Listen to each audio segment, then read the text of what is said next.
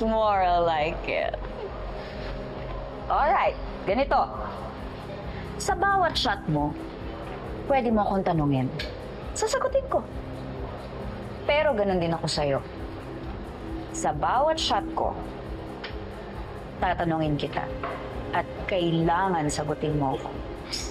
Ayaw mo nun, palitan tayo ng sama ng loob. Oh, come on, Shari.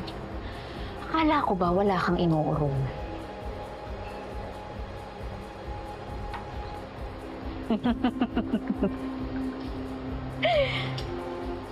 Why are you doing this? Pumasok ka sa Velma Beauty bilang rival ko. Pero nagpatalo ka kay Tara Park. What are you up to, Noreen? Dahil alam kong ikaw ang ticket ko para sumakses ako. Dahil kaya mo, gusto ko rin maging next Velma Imperial.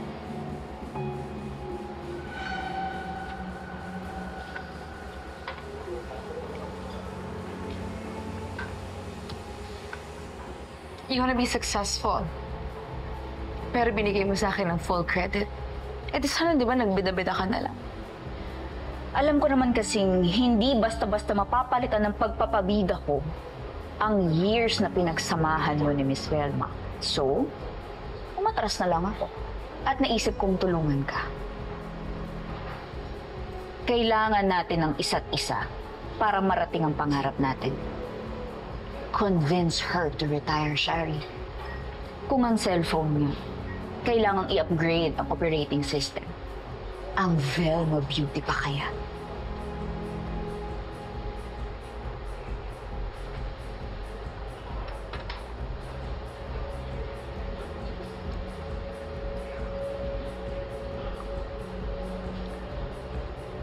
Bakit atat na atat ka na mawala si Miss Velma? Dahil ba kay Helena?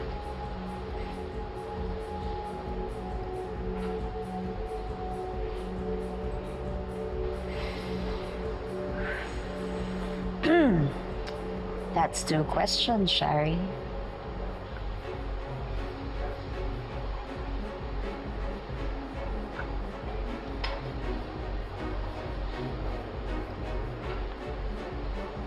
Now answer.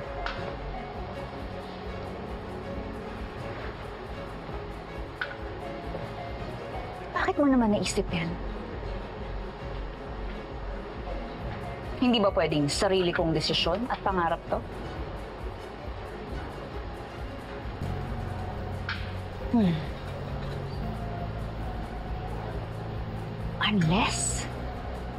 Unless alam mong may kinalaman si Miss Velma sa nangyari sa kapatid ko.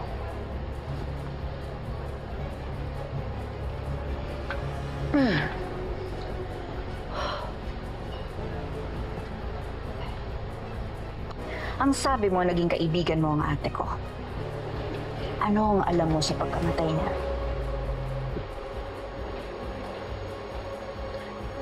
She killed herself. Hindi ba yun yung sabi sa report?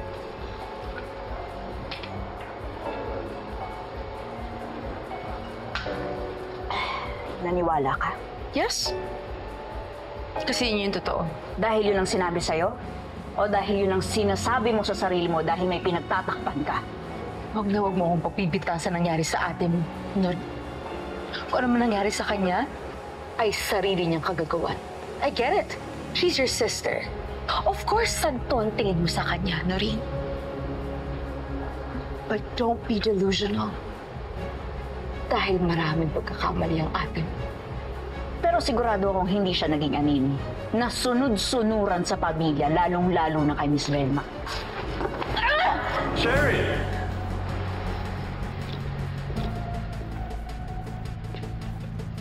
Don't stare, hurt Noreen.